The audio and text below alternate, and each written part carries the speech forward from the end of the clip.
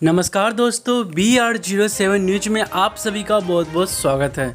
हम लगातार अपनी खबरों में आपको दिखाते हैं कि दरभंगा एयरपोर्ट की विशेषताओं के साथ साथ उनकी खामियां भी, क्योंकि हमारा एक ही लक्ष्य होता है, जो खामियां दरभंगा एयरपोर्ट पर है और जिससे यात्रियों को परेशानी होती है, उन सारी समस्याओं का समाधान हो सके।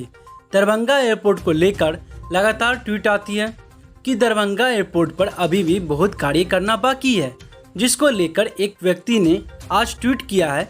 उन्होंने लिखा है कि दरभंगा एयरपोर्ट पर पार्किंग का एरिया नहीं है और लोगों को बाहर में इंतजार करना पड़ता है। इसी के साथ उन्होंने एक वीडियो भी साझा किया है, जो कि आप अपने स्क्रीन पर देख सकते हैं।